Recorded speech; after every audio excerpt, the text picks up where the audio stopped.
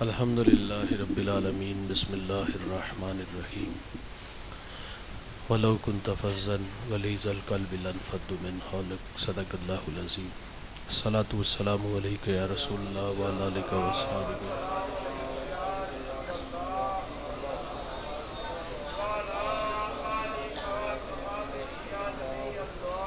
حمد و ثنا کے بعد عزت و تکریم کے لائق اسٹیج کی زینت، مقتدر علماء، معزز محتشم حاضرین، السلام علیکم ورحمۃ اللہ.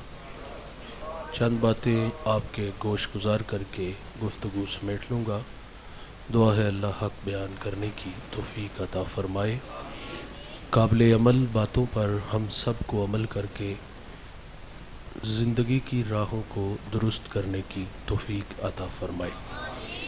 ارشاد باری تعالیٰ ہے، محبوب اگر آپ کا دل سخت اور مزاج تند ہوتا تو یہ لوگ آپ کے گرد کبھی بھی نہ بیٹھتے.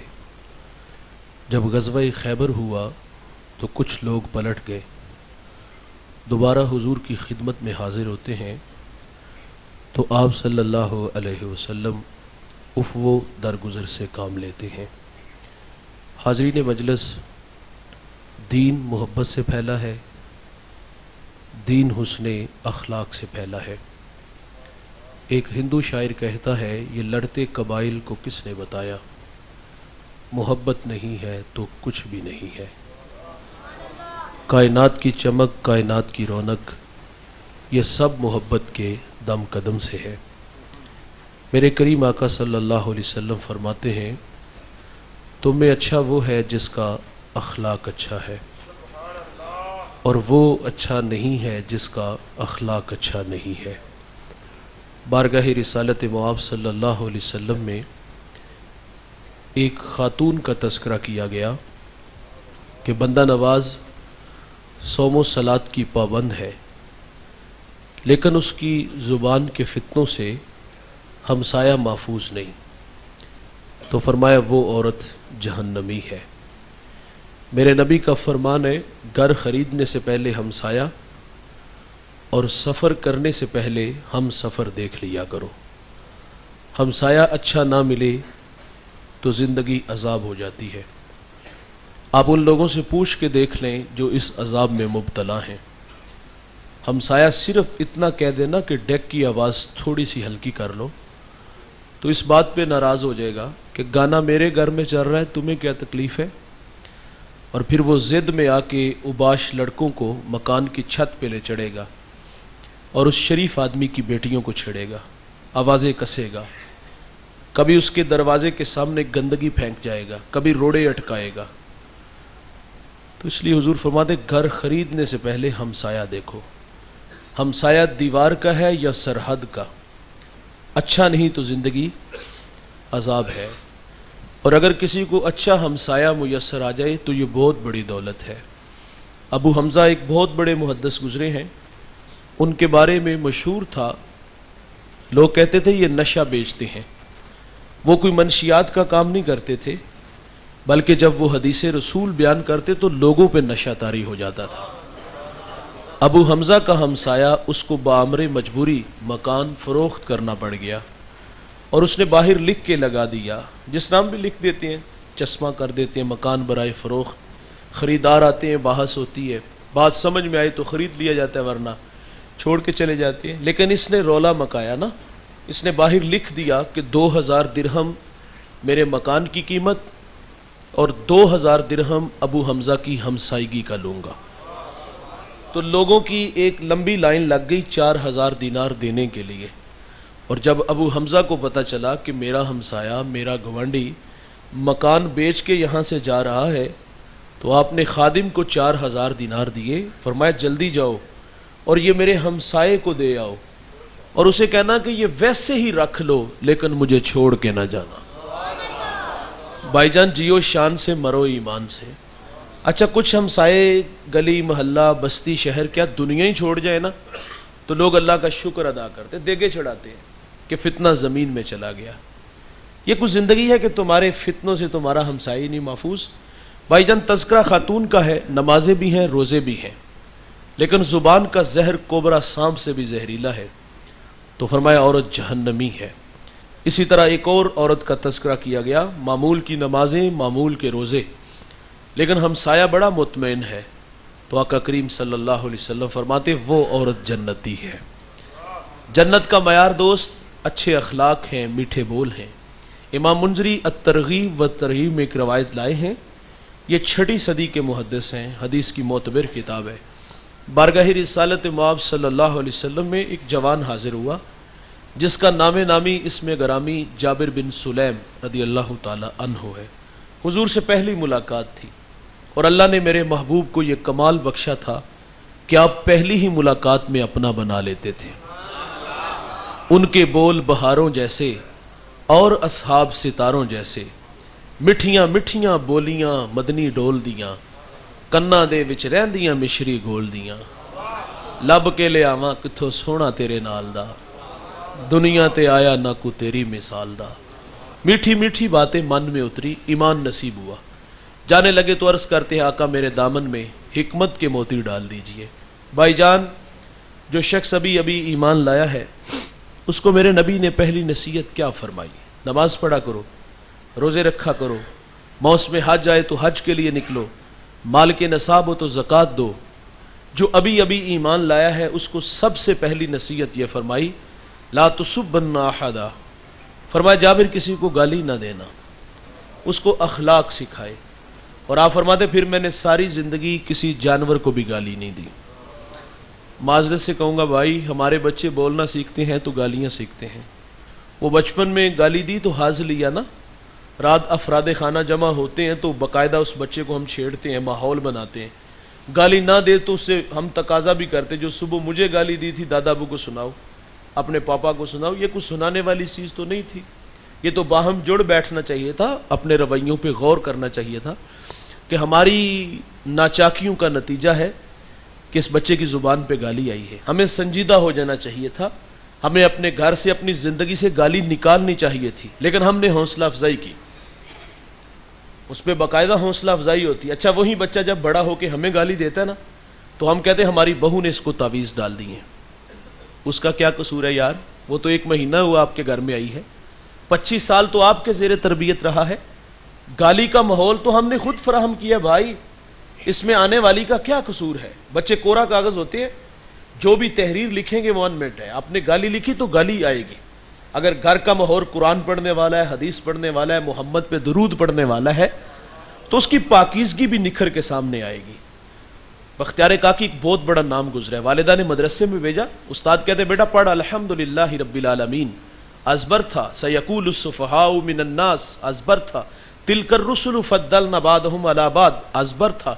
بھائی جان 14 پارے سنائے نا، استاد بڑے متاثر ہوئے، بیٹا جہاں سے آپ نے 14 پڑھے بقیہ 16 بھی اسی مدرسے میں اسی استاد سے پڑھ لیتے نا، ہجے اچھے ہیں، منزل خوب ہے۔ تو بختیار کاکی عرض کرتے استاد جی میں نے کسی مدرسے میں کسی استاد سے زانو تلمس طے نہیں کیے، تو فرمایا بیٹا یہ دولت پائی کہاں سے؟ تو عرض کرتے استاد جی میری والدہ 14 پاروں کی حافظہ تھی، میں نے ماں سے سن سن کے حفظ کر لیے ہیں۔ بھائی جان ماں قرآن پڑھے تو بیٹا قاری قرآن بنتا ہے، ماں دودھ پلائے سونے محمد پہ درود پڑھے تو بیٹا دشت نینوا کو میدان کربلا بنا دیتا ہے۔ یہ اثرات ہوتے ہیں، یہ تربیت کا جوہر ہے جو نکھر کے سامنے آتے ہیں۔ کلاس روم میں ٹیچر بچوں سے سوال کرتے بڑے ہو کر کیا بنو گے؟ کسی نے ڈاکٹر بولا، کسی نے انجینئر کہا، اور ایک بچہ کہتا ہے استاد جی میں بڑا ہو کر صحابی رسول بنوں گا۔ یہاں جھٹکا لگانا کہ بیٹا صحابی تو وہ ہوتا ہے جس نے حضور کا زمانہ پایا ہو، سر کی آنکھوں سے دیکھا ہو۔ کہا بیٹا تو 14 صدیوں کے فاصلے پہ کھڑا ہے، تیری بات نے مجھے حیرت میں ڈال دیا، لیکن بتا تیرے دل میں یہ شوق کیسے پیدا ہوا؟ تو وہ بچہ کہتا استاد جی میری والدہ روزانہ سونے سے پہلے مجھے ایک صحابی رسول کا واقعہ سنا کے سوتی ہے، تو میرے دل میں شوق پیدا ہوا ہے میں بڑا ہو کر صحابی بنوں۔ یہاں 2 لمحوں کے لیے میں اور آپ رک جائیں گے اور تھوڑا سا محاسبہ میں اور اپنا کریں گے، کیا ہم نے اپنے بچوں کو صحابہ کی سیرت سکھائی؟ تو جواب ملتا ہے کہ ہمارے پاس وقت نہیں ہے۔ میں اور آپ جس دور سے گزر رہے ہیں دوست، یہ فتنوں کا دور ہے اور گلی گلی فتنے ہیں۔ یہ اس سال میں اسلام آباد کے اندر، کراچی میں جو ماحول پیدا ہوا، صحابہ کو گالیاں دی گئیں، یہ ہمارے سامنے ہیں سارے حالات. یہ آوازیں بھی آپ لوگوں نے سنی کہ 6 صحابہ کے علاوہ سب جہنمی ہیں، مفاد پرست تھے، حق غصب کیا گیا. کیا لوگوں نے نہیں کہا کہ مجھے اپنی عمر سے اس لیے نفرت ہے کہ اس کا نام عمر ہے؟ کاش کہ ہم نے اپنے بچوں کو صحابہ کی سیرت سکھائی ہوتی تو آج گدی سے زبان کھینچتے کہ میری ماں تو بچپن میں سکھا گئی ہے کہ ابو بکر وہ ہیں، رسول اللہ فرماتے دنیا میں سب کو صلہ دیا ہے، ابو بکر کو صلہ قیامت کے دن میرا رب ہی عطا فرمائے گا. لیکن ہم نے اپنے بچوں کو نہیں سکھایا بھائی، کیونکہ ہمارے پاس وقت ہی نہیں ہے. ہاں ہم نے اپنے بچوں کو بہت بڑا گھر دیا اور دوڑتی گاڑیاں بھی دی، فلک بوس عمارتیں بھی دی، بنگلے بھی دیے، پلازے بھی دیے، ہم نے اچھا لباس بھی دیا، اچھا کھانا بھی دیا، دنیا کی ہر نعمت ہم نے اپنے بچوں کے قدموں میں رکھ دی.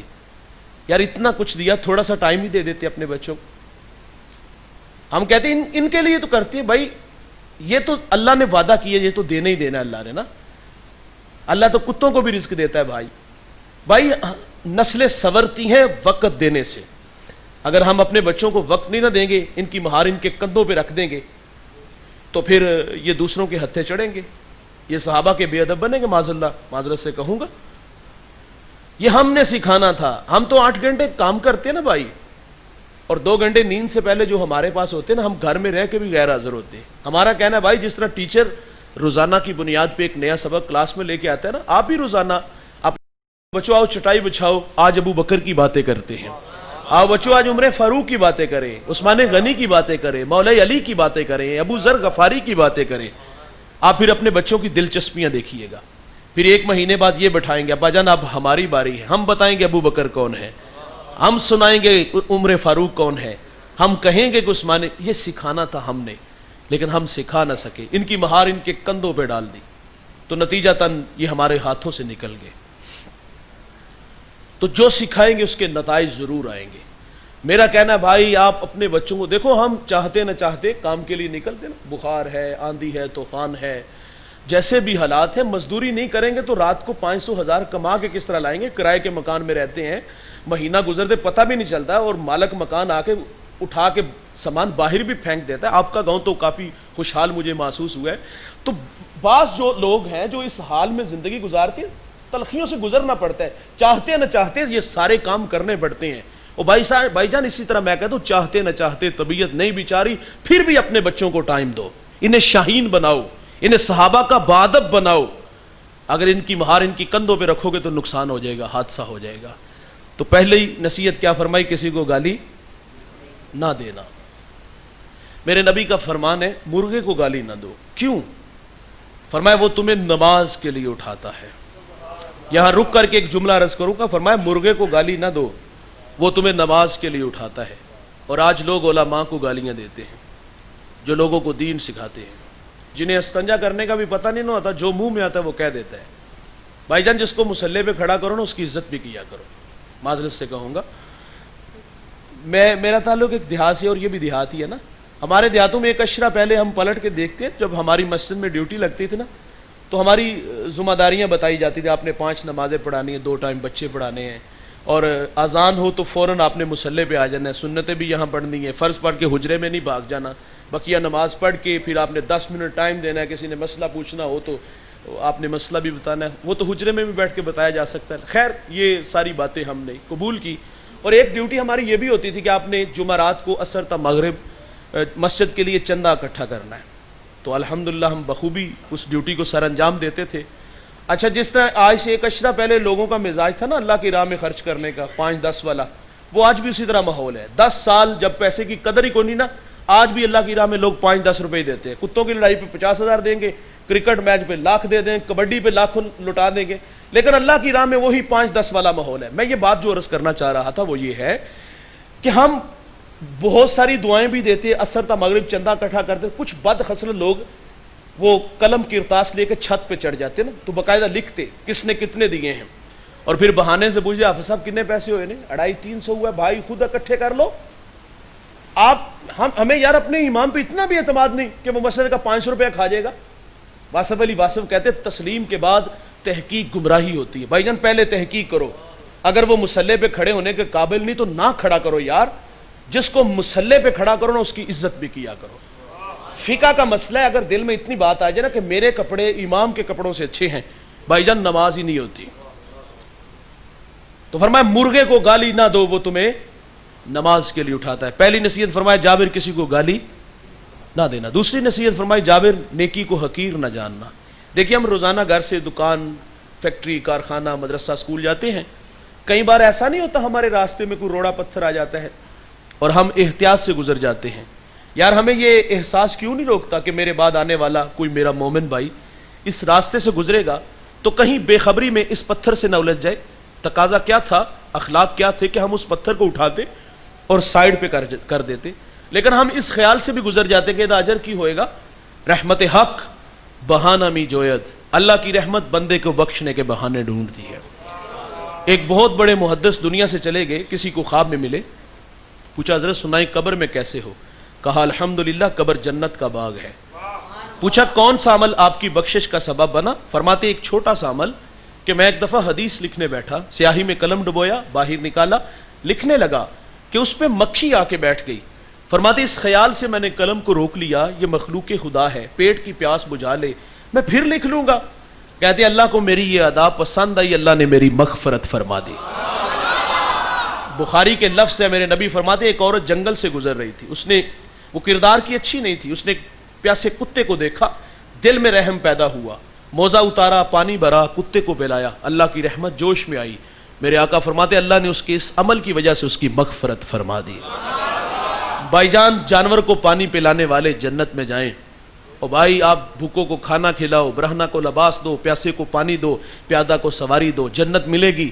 اللہ جنت میں آپ کے درجات بھی بلند فرمائے گا.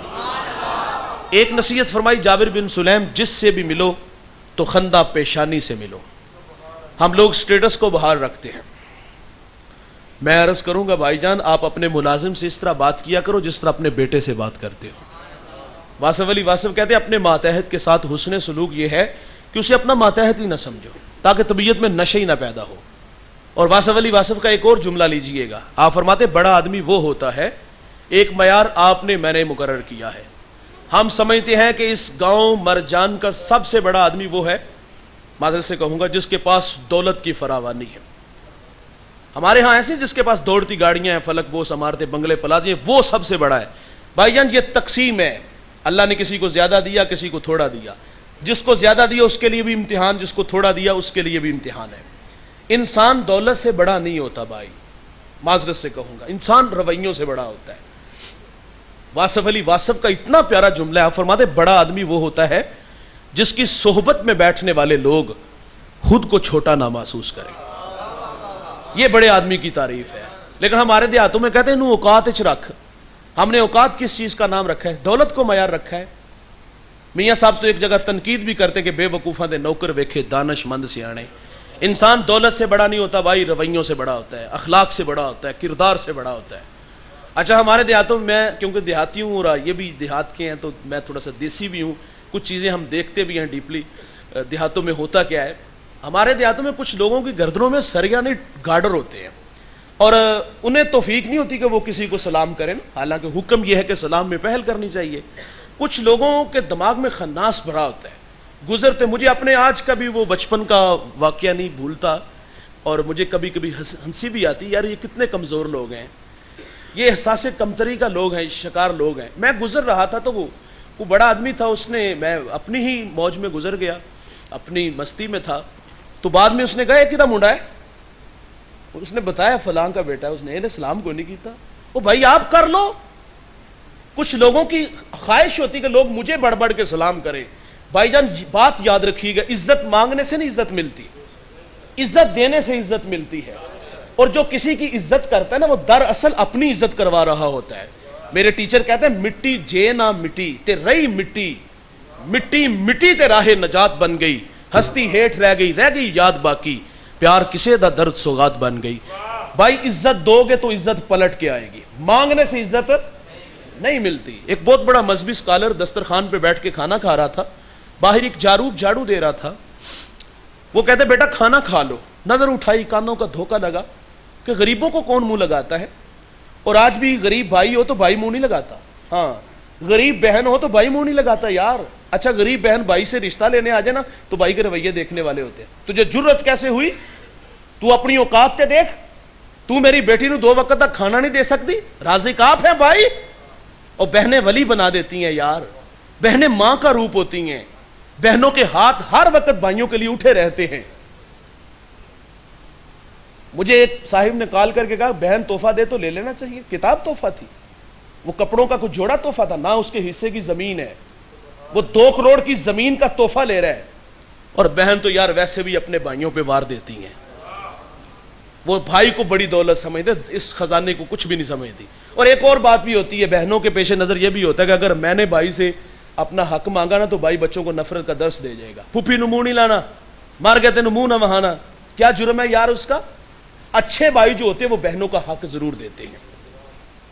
بہن سے تحفہ اور کوئی وصول کر لو, اس کا حق تو اسے دو. ہم سمجھتے ایک ٹرک ہم نے سامان دے دیا تو ہم نے حق ادا کر دیا. تو خیر میں یہ عرض کر رہا تھا کہ غریب بہن بھائی ہوں تو منہ بھی نہیں ہم لگاتے نا. اس اسکالر نے, اس مذہبی رہنما نے آواز دی بیٹا کھانا کھا لو, نظر اٹھائی کانوں کا دھوکہ لگا, کون منہ لگاتا ہے؟ انہوں نے پھر کہا پتر کھانا کھا لے. ششدر ہو کے کہتا ہے مولانا مجھے کہہ رہے ہو؟ کہا ہاں بیٹے کھانا کھا لو. اللہ اکبر, لہجے کی مٹھاس نے ایسا متاثر کیا, دوڑ لگا دی, جھاڑو وہاں سے چھوڑا اور تھوڑی دیر بعد واپس آیا. وہ کہتا ہے حضرت کھانا بعد میں کھائیں گے, ہم عیسائی ہیں, ہمیں محمد عربی کا غلام بنا دیجئے.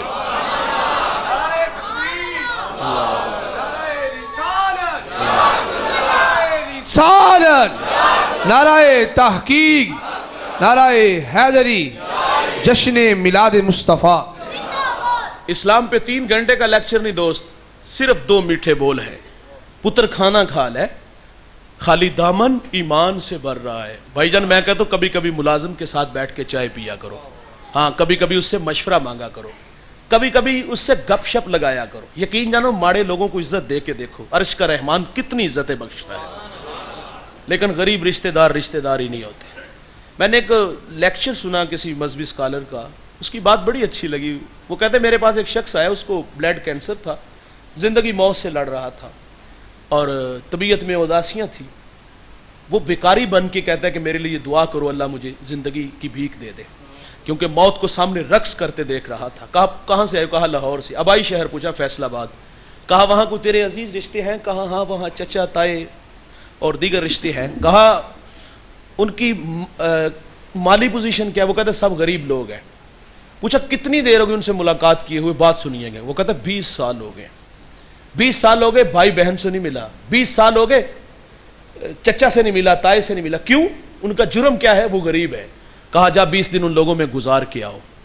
اچھا جب یہ 20 دن ان لوگوں میں گزارنے آیا, کہا کرنا کیا؟ کہا ان کو کھانا کھلانا, ان کی زندگی سے کچھ دکھ کم کر کے آنا, کسی کا حل ٹھیک کروا دینا, کسی کا ٹیوبل ٹھیک کروا دینا, کسی کو ٹریکٹر لے دینا. کہتا ہے 20 دن ان کی زندگی سے دکھ کم کر کے, اللہ نے تجھے اتنا دیا ہے اس کے دیے سے ہی دینا ہے, کچھ ان پہ خرچ کر کے آؤ. سنیے بھائی, وہ 20 دن بعد واپس آیا. وہ کہتا ہے دوبارہ ٹیسٹ کرواؤ. جب اس نے دوبارہ ٹیسٹ کروایا تو اس کو بلڈ کینسر نہیں تھا. بھائی جان جہاں دوا کام نہیں آتی وہاں دعائیں کام آتی ہیں, اور دعائیں کروایا نہ کرو, دعائیں لیا کرو. کام ایسے کرو کہ کلیجے سے آوازیں اللہ انہوں شفا دے دے. میرے نبی فرماتے ہیں جو عمر میں رزق میں برکت چاہتے ہو تو صلہ رحمی کیا کرو.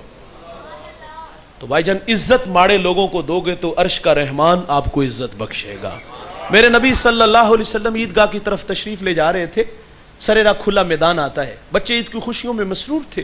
ایک جانب دیکھا گیا ایک بچہ ہے, تن پہ پیرہن پھٹا ہے, آنکھوں میں آنسو ہے. حضور گزرے کے قدم رک گئے, فرمایا بیٹا کیوں رو رہے ہو؟ شاید کہ پہچان نہ سکا. عرض کرتے کہ فلاں غزوے میں میرے والد حضور کے ساتھ تھے, شہید ہو گئے.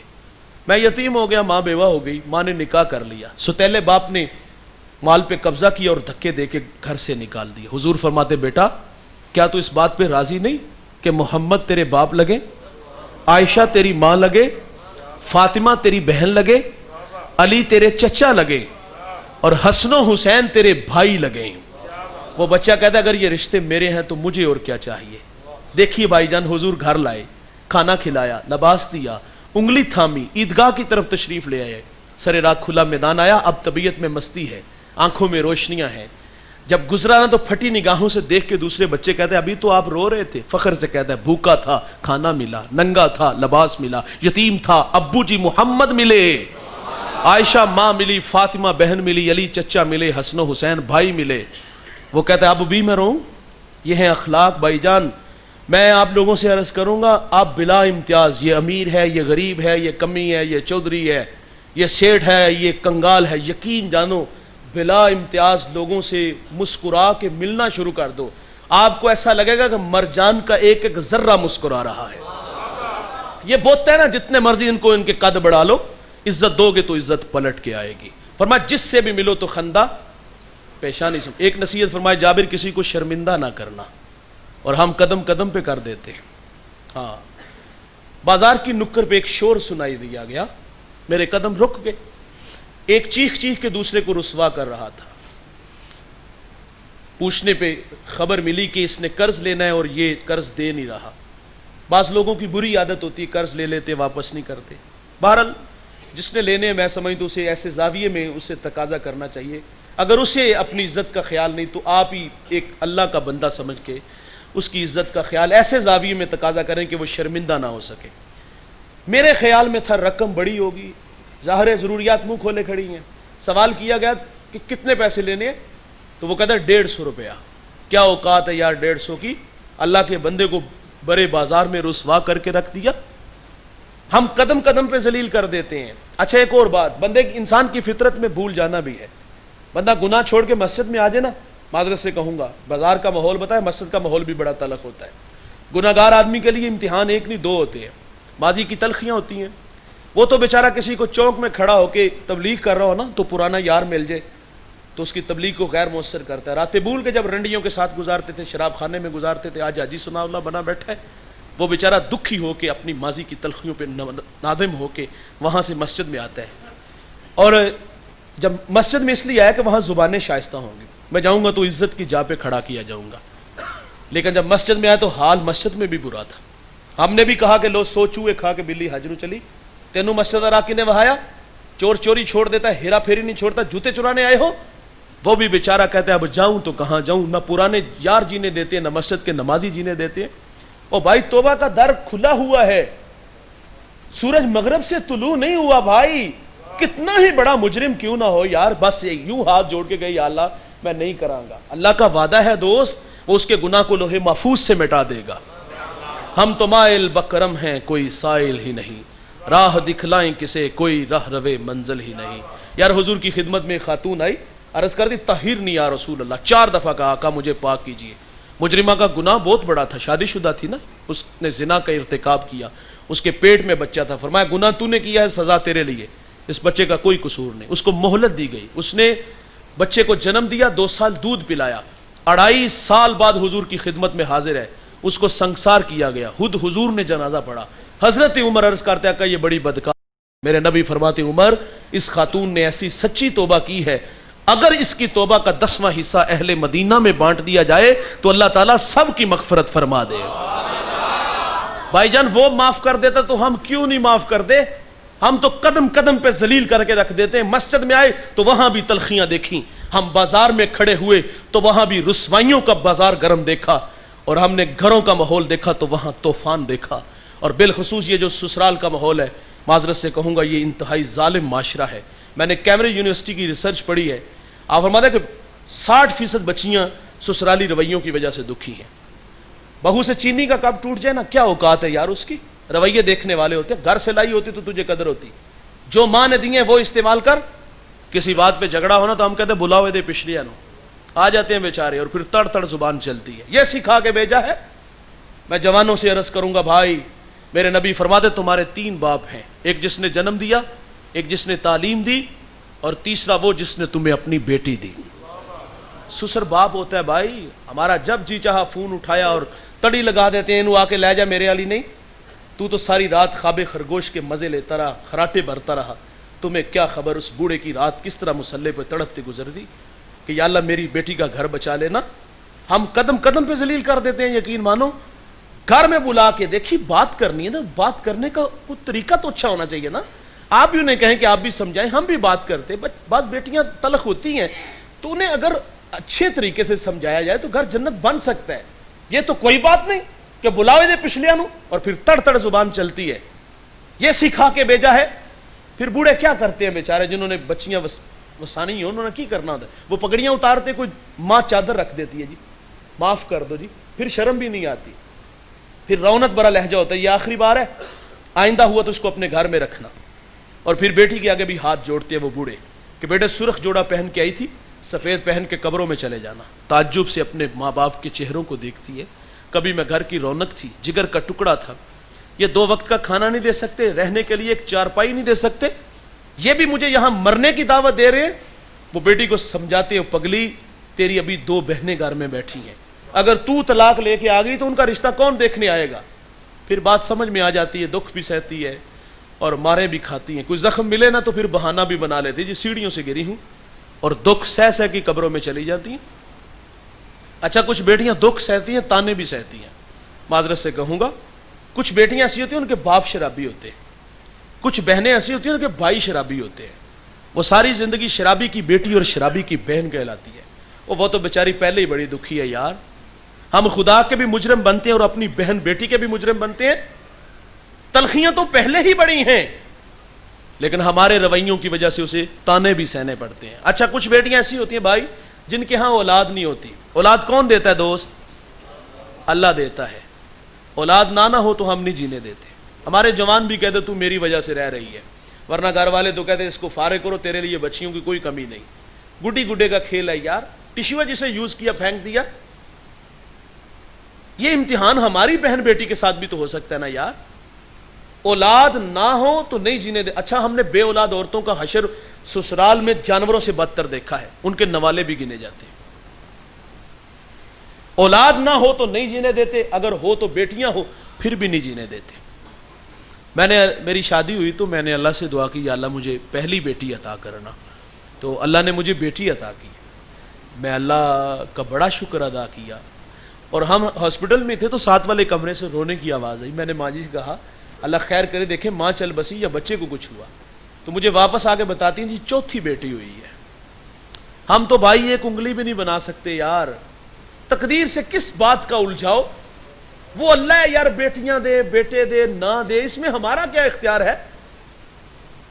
یہ اکثر آپ سنتے نہیں کہانیاں کہ تڑی لگا دینا اب بیٹی ہوئی تو اپنے گھر میں ہی رہنا. اور ایسی بیٹیوں کو طلاق بھی ہوئی نا کہ صرف کڑیاں ہی جم دی. بیٹیاں اللہ دیتا ہے، بیٹے اللہ دیتا ہے، نہ دے تو پھر بھی اس کی مرضی. ہمیں تو راضی بر رضا رہنا چاہیے یار. لیکن ہم ذلیل کر کے رکھ دیتے ہیں اور چھوٹی چھوٹی بات پہ رسوا کرتے. ایک جھگڑا تھا اور مجھے بھی انہوں نے بلایا، میں بھی وہاں شامل ہوا تو بات سنی. تو کوئی بات اتنی بڑی نہیں تھی، آٹا گننی ہلنی کیوں ہے. جب جھگڑا ختم نہ کرنا ہو تو پھر ختم نہیں ہوتا. تو میں نے صرف اتنا ہی کہا دی چلو جی آپ معاف کر دیں، یہ بھی بیٹی ہے. یقین جانو پاؤں سے جوتا اترا اور اس کے بھائی کے منہ پہ مارا اور آواز تھی کہ جتی پوری آئی نہ آئی تو لا کے سٹ چڑے. میں سر پکڑ کے بیٹھ گیا. کوئی مرد بات کرتا تو میں بحث کرتا. یہ عورت کے بارے میں کہہ رہی ہے، عورت کے بارے میں کہہ رہی ہے یہ پاؤں کا جوتا ہے. یہ تو حضور کے زمانے سے پہلے عورت کے ساتھ یہ سلوک تھا، پاؤں کا جوتا سمجھتے. آج ہم بھی سمجھنے شروع کر دیا. اور میرے نبی تو عورت کو عزت دیتے ہیں بھائی. سیدہ عائشہ رضی اللہ تعالیٰ عنہ پانی نوش فرما رہی ہیں. حضور فرماتے اس میں کچھ بچا لینا. انہوں نے بچا لیا. حضور فرماتے عائشہ آپ یہ بتائیں کہ آپ نے کہاں ہونٹ رکھ کے پانی پیا؟ عرض کی حضور میں نے یہاں لب رکھے، میرے محمد وہیں ہونٹ رکھ کے پانی پیتے. یار عورت کو حضور عزت دیتے، ہم نے پاؤں کا جوتا کہا. سیدہ خدیجہ رضی اللہ تعالیٰ عنہ نے سیدہ فاطمہ سے کہا جاؤ بیٹا ابو سے کہو وہی کے وقت جو چادر آپ کے کندھوں پہ ہوتی تھی وہ مجھے عطا کر دے. آپ نے عرض کیا تو حضور فرماتے جاؤ امی سے پوچھو چادر کیا کرنی ہے، اور آپ بھی پیچھے پیچھے تشریف لے آئی. فرمایا خدیجہ چادر کیا کرنی ہے؟ عرض کی حضور بطور برکت کفن کے لیے ساتھ لے جانا چاہتی ہوں. حضور فرماتے آپ نے چادر مانگی ہے، اگر میں محمد کے جسم کی جلد بھی مانگتی تو میں تمہیں وہ بھی اتار کے دے دیتا. حضور عورت کو عزت دیتے، ہم نے پاؤں کا جوتا کہا. ایک بات یاد رکھیے گا بھائی جان، میاں بیوی اور تیسرا اللہ، جب تک یہ 3 ہوتے ہیں نا گھر نہیں برباد ہوتے. ہماری زندگی میں جب کوئی چوتھا بندہ آتا ہے نا تو گھر برباد ہو جاتے ہیں. مجھے ایک دوست کہتا ہے جی میرا فیصلہ میرے بہنوئی کریں گے اور بڑی ہمشیرہ کریں گی. میں نے کہا بہنیں ماں کا روپ ہوتی ہے، بہنوئی بھی عزت کی جا پہ ہوتے ہیں. اچھا کچھ گھروں میں بوڑھوں کی نہیں چلتی، ان لوگوں کی بڑی چلتی ہے. حالانکہ ان لوگوں کو آگے نہیں آنا چاہیے نا، اخلاقی حوالے سے دیکھا جائے یہ کوئی اچھا مشورہ دے سکتے ہیں. فیصلہ بڑوں کا ہی ہونا چاہیے. جب یہ لوگ فیصلہ کرتے تو پھر ضد پیدا ہوتی ہے، دیواریں کھڑی ہوتی ہیں اور گھر برباد ہوتے ہیں. تو میں نے اس جوان سے کہا بھائی ناراض نہیں ہونا، میرا ایک آپ سے سوال ہے، آپ کے منہ میں دودھ کے دانت ہے یا یار ابھی تک آپ فیڈر پیتے ہو؟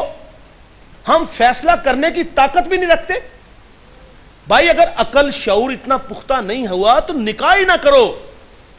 میرے رسول اپنے کمرے کی آواز کیوں باہر نکالتے ہیں؟ ہم حضور فرماتے تمہیں عورت کی کچھ باتیں اچھی نہیں لگتی، کچھ اچھی ہیں، وہ دیکھ کے درگزر کر دیا کرو. لیکن چھوٹی چھوٹی، ہمارے پاس دارالافتاء میں لائنیں لگی ہوتی، اتنی ریشو بڑھ گئی طلاق کی، چھوٹی چھوٹی بات پہ طلاق. ٹائم نہ کھانا نہیں سی دیتا، سارا دن ستی رہتی ہے، چھوٹی چھوٹی باتوں پہ ہم طلاق دے رہے ہیں. میں نے ایک بزرگ کو پڑھا ہے، وہ کہتے ہیں کہ ان کی بیوی بڑی تلخ تھی. کسی نے کہا حضرت چھوڑ کیوں نہیں دیتے؟ جینا عذاب کر دیا اس نے. آپ فرماتے ایک خوبی کی وجہ سے. کہا وہ کیا؟ آپ فرماتے اگر میں 40 سال بھی کہیں چلا جاؤں نا تو یہ میرا انتظار کرے. کردار بھی تو یار کچھ چیز ہوتی ہے، گھروں میں چھوٹے موٹے جھگڑے ناراضگیاں چلتی ہیں، لیکن یہ ہے کہ درگزر کرنا چاہیے. حکیم لقمان فرماتے ہیں کہ میں نے لوگوں کا علاج کیا. کسی نے سوال کیا آپ نے لوگوں کا علاج کیا تو شفا کیسے ملی؟ کہا میرے پاس 2 پڑیاں تھی جس سے فرق بڑی جلدی پڑتا ہے. وہ کون کون سی؟ آپ فرماتے ایک محبت اور دوسری عزت. کسی نے کہا فرق نہ پڑے تو فرمایا مقدار بڑھا دو. بھائی جان آپ بھی مقدار بڑھا دو، محبت دینا شروع کر دو، محبت پلٹ کے آ جائے گی. لیکن ہم رسوا کر دیتے ہیں. میں نے طلحہ بن عبید اللہ رضی اللہ تعالیٰ عنہ کی زوجہ کا بیان پڑھا، اتنا اچھا لگا. آپ فرماتی میرے شوہر میں 6 خوبیاں ہیں، وہ 6 خوبیاں ہر شوہر میں ہونی چاہیے. آپ فرماتی میرے شوہر کی خوبی ایک یہ ہے جب یہ گھر آتے ہیں نا تو مسکراتے ہوئے آتے ہیں. ہم 8 گھنٹے دکان پہ مسکراتے ہیں اور تکلف سے، یعنی کہ وہ مصنوعی اخلاق ہوتے ہیں. ظاہر ہے اپنے خریدار سے ہم نے نفع لینا ہے، جہاں سے نفع تھوڑا ملا وہاں 8 گھنٹے تکلف سے کھڑے رہے یار. اور جس نے ہمارے پورے خاندان کو سنبھالا ہوا ہے، ہمارے گھر کو اس نے سنبھالا ہے، ہمارے بوڑھے ماں باپ کی خدمت کر رہی ہے، گھر میں آ کے ہم فرعون بن جاتے ہیں یار. تقاضا تو یہ تھا کہ جس کے اتنے احسان ہیں، اس کی مہربانی، وہ گھر کو سنبھال کے بیٹھی ہے. ہم آتے ہیں تو ہمارے آنے سے پہلے کھانا تیار ہوتا ہے، ہمارے کپڑے پریس ہوئے ہوتے ہیں، ہمارا بستر بچھا ہوتا ہے. تو یار اس کے لیے اخلاق نہیں ہے ہمارے پاس؟ 2 میٹھے بول آ کے نہیں ہم بول سکتے؟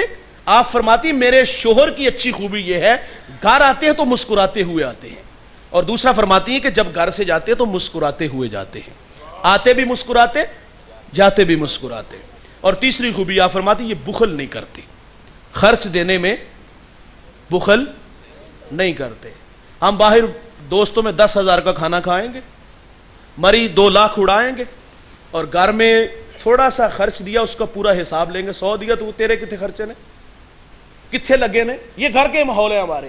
اور کچھ فرما بردار ایسے ہوتے ہیں وہ سمجھتے ہیں کہ یہ میری ذمہ داری نہیں، حالانکہ یہ شوہر کی ذمہ داری ہوتی ہے. میں معذرت سے کہوں گا اس سے بندہ بے ادب نہیں ہوگا. کچھ تقاضے ایسے ہوتے ہیں جو شوہر کو ہی نبھانے چاہیے. فرماتی میرا شوہر بخل نہیں کرتا. اور ایک فرمایا کہ کبھی خرچ مانگنے کی ضرورت بھی نہیں پڑی. ایک ہوتا نا کہ خرچ مانگا جائے تو بخل نہ کیا جائے، اور یہ اس سے بڑی بات ہے کہ فرماتی مانگنے کی ضرورت بھی نہیں پڑتی. اور 5ویں خوبی فرماتی میرے شوہر کی یہ ہے کہ میں ان کا اگر کوئی کام کر دیتی ہوں نا، کھانا پیش کرتی ہوں، کپڑے دھو کے دیتی ہوں، تو یہ میرا شکریہ بھی ادا کرتے ہیں. ہم یاد کریں کتنی دیر ہوگی شکریہ ادا کیے ہوئے. اسی پچھلے سال تو کیا سر تے چڑھ جاندی نے، انہوں نے صاحب نہ رہنا چاہیے. بھائی جان عزت دینا، حوصلہ افزائی، یہ انسانی فطرت ہے بھائی. ایک اللہ والے اپنے مرید کے گھر آئے، اس کی عورت نے، بیوی نے اچھا کھانا پیش کیا تو انہوں نے کہا اپنی بیوی کو ذرا بلاؤ. کہا بیٹا آپ نے کھانا بڑا اچھا بنایا ہے. تو وہ رونے لگی. بابا جی کہتے پتر میں نے تیری تعریف کی تھی. وہ کہتی آپ کی بات پہ رونا نہیں ہے، رونا اس شخص پہ ہے جس کے نکاح میں مجھے 20 سال ہو گئے. اس نے کبھی نہیں کہا تو نے کھانا بڑا اچھا بنایا. حوصلہ افزائی یہ انسانی فطرت ہے یار. حضور گھر آتے ہیں، حضور فرماتے گھر میں کچھ ہے. عرض کیا حضور روٹی ہے، سالن نہیں ہے. ہاں ساتھ سرکہ ہے. حضور فرماتے سرکہ لے آؤ. حضور سرکے کے ساتھ روٹی کھاتے اور ساتھ ساتھ کیا فرماتے، واہ واہ سرکہ تو بڑا ہی اچھا سالن ہوتا ہے، سرکہ تو بڑا ہی اچھا سالن ہوتا ہے. ہمارے گھر میں 3 گھنٹے لگ کے کھانا بنتا ہے، دسترخوان پہ بھی لاتی، کھانا پیش بھی کرتی ہے. یار کبھی کبھی ہوتا ہے کھانے میں کوئی نمک مرچ کا مسئلہ آ جائے تو ہم برتن اٹھا کے دیوار سے مارتے. تیری ماں نے تینوں کھانا بنا دی جائز نہیں دسی؟ معذرت سے بھائی جان آپ کو کسی نے بولنا بھی نہیں سکھایا. حوصلہ افزائی یہ انسان کی فطرت ہے. کبھی کبھی یہ نام دے دیا، کبھی کہہ دیا کہ آج کھانا بڑا لذیذ تھا، اللہ آپ کو جزا دے. یہ فطرت میں اتنے سے وہ خوشی ہو جائے گی. فرماتی 6ٹھی خوبی سنیے، وہ بھی بہت بڑی ہے. آپ فرماتی اگر کوئی غلطی ہو جاتی نا، خطا ہو جاتی مجھ سے، تو آپ فرماتی میرا شوہر بہت جلد مجھے معاف کر دیتا تھا. اور ہم لوگ کہتے ہیں انہوں 6 مہینے لگوائے دی عقل ٹکانے آئے. کوئی ہماری بہن بیٹی کو 6 مہینے لگوائے تو ہمیں کیسا لگے بھائی. یہ انتہائی تلخ رویے ہیں, معذرت سے کہوں گا بھائی, میری تھوڑی سی باتیں تلخ ضرور ہوتی ہیں, چمن میں تلخ نوائی میری گوارا کر, کہ زہر بھی کرتا ہے کبھی کار تریا کی, کڑوی کو سیلی ہے لیکن قبول ضرور کیجئے گا. میرے رسول فرماتے جابر بن سلیم کسی کو شرمندہ نہ کرنا. آخری بات گفتگو سمیٹ لیتے ہیں. اللہ کے رسول صلی اللہ علیہ وسلم کی اقتداء میں صحابہ نماز کے لیے کھڑے, جماعت کا ٹائم تھا, ایک صحابی کی ہوا خارج ہو گئی. اچھا وہ اٹھ کے وضو خانے جانے لگے, ظاہر ہے اٹھتے تو نمایاں ہوتے. ابھی وہ اٹھنا ہی چاہ رہے تھے کہ حضرت عبداللہ ابن عباس رضی اللہ تعالیٰ عنہ عرض کرتے آقا اگر اجازت ہو تو ہم سب جا کے وضو بنائیں. یار اب کیا خبر کہ کس کی ہوا خارج ہوئی ہے, شرمندہ ہی نہیں ہونے دیا. کائنات کے معتبر لوگ, عزت کے لائق وہ لوگ ہیں, وہ جوان ہیں, وہ بھائی ہیں, وہ بیٹے ہیں, وہ بزرگ ہیں جن کے پاس اچھے اخلاق ہیں. تیرا اخلاق دیتا ہے پتہ تیری بلندی کا, تیرا یہ جھک کے ملنا کہہ رہا ہے آسماں تو ہے. کائنات کے اچھے لوگ وہ ہیں جن کے پاس اچھے اخلاق ہیں. اللہ سے دعا ہے اللہ میں اچھے اخلاق عطا فرمائے. میں شکر گزار ہوں عزیزم بھائی کا جن کی دعوت پہ میں آج یہاں حاضر ہوا. آپ بھی لوگ تشریف لائے. اللہ تعالیٰ ان بچوں کی, بھائیوں کی محنت, جستجو, کاوش اپنی بارگاہ میں قبول فرمائے. علماء تشریف لائے, قبلہ شاہ صاحب تشریف لائے, سرپرستی فرمائی. ان بزرگ ہستیوں کا سایہ ہمارے سروں پہ تادیر سلامت فرمائے. ان کے علم و فضل میں, تقوی و عبادت میں برکت عطا فرمائے. اللہ ان لوگوں سے ہمیں دین سیکھنے کی توفیق عطا فرمائے. وآخر دعوانا ان الحمدللہ.